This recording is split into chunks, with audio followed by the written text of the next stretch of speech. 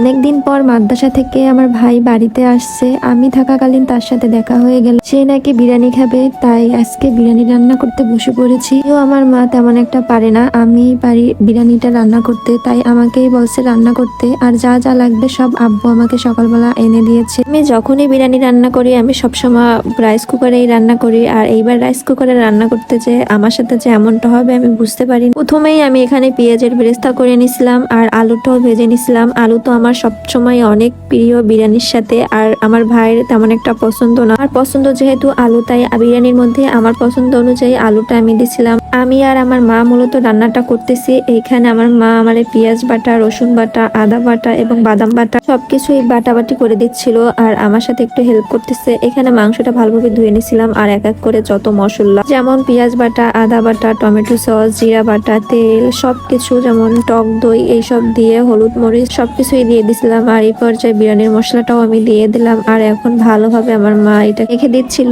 আর আজকে প্রেসার কুকারে মাংসটা আমি রান্না করব, খুব কম সময়ের মধ্যে হয়ে যাবে, এজন্য হাতে খুব কম সময় ভেজে রাখা আলুগুলোও দিয়ে দেবো। আর শুধু অল্প একটু পানি দিচ্ছি, মাংস থেকে এমনিতেও অলরেডি পানি বের হবে। এই মাংসটা ভালোভাবে মেরিনেট করার পর আমি এক সাইডে রেখে দিছিলাম। আর এখানে আমি চাল নিয়ে নিলাম। আজকে 1 কেজি একটা প্যাকেটই রান্না করব।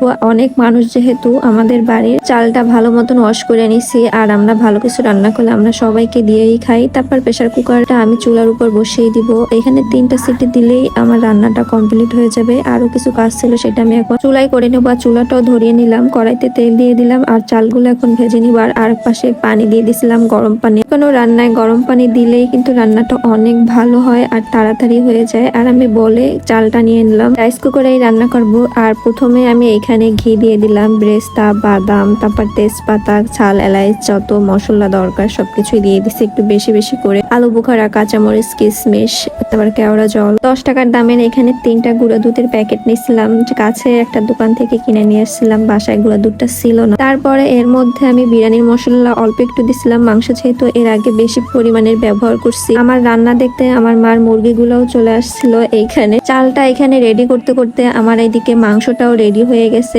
একদমই। আর এইটাকে এখন রাইস কুকারের ভিতরে ঢেলে দিব। আর এখানে আমার মা ঢেলে দিচ্ছিল আর আমি বসে বসে ভিডিও করতেছিলাম। আর একটা খুন্তি দিয়ে এই পর্যায়ে ভালোভাবে মাংস ও চালটা মিশিয়ে নিতে হবে। আর এখানে 2 মগের মতো পানি দিয়ে দিছিলাম। মাংসতে অনেক পরিমাণের ঝোল ছিল, তাই বেশি একটা পানি দেওয়ার দরকার হচ্ছিল না। আর একটু লবণ দিয়ে দিলাম, লবণটা একটু কম হয়েছিল। তারপর রাইস কুকারের ভিতর বলটা বসিয়ে দিলাম।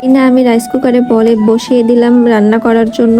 ঠিক 5 মিনিটের মধ্যে আমার কারেন্ট চলে গেছে আর কারেন্ট আসার নামই নাই। তারপর চুলাতে দিলাম। আমার মা আমাকে প্রথমেই বলছিল যে চুলাতে রান্না করতে, হাঁড়িতে রান্না করতে, চুলায় ওইটা বেশি ভালো হবে। তারপর কি করার, এখন যাচ্ছি দায়ী থেকে চুলায় রান্না করতে। 1 ঘন্টার মতন আমি এটা দমে রাখছিলাম। আর এই তো একদম ঝরঝরে হয়েছিল, দেখতে কিন্তু মাশাআল্লাহ অনেক সুন্দর আর খেতে কিন্তু অনেক টেস্টি হয়েছিল। প্রথমে প্লেটে বেড়ে নিয়ে কাকিদের দিতে গেছি, আগে তাদের দিতে হবে তারপর নিজেরা খাবো। যখন গেছি তারপর আমার ভাইয়ের সাথে দেখা হইলো, চাচাতো বাসা, তো বললো যে আমি তোমাদের বাসায় খাবো, আমি ঘরে খাবো না। তারপর আমার সাথে করে নিয়ে আসি, তারপর সবাই মিলে একসাথে খেতে বসেছি। সত্যি বলতে বিরিয়ানিটা অনেক সুন্দর হয়েছে। বিরিয়ানি রান্নাটা যে এত সুন্দর হয়েছে, তাদের বাসায় কিন্তু আমার একদিন বিরিয়ানি রান্না করতে হয়েছে। আর আমার আব্বুও কিন্তু অনেক মজা করে খাইছিল আর সেও অনেক ভালো বলছিল। আর আজকের মতো ভিডিওটা এই পর্যন্ত রাখতে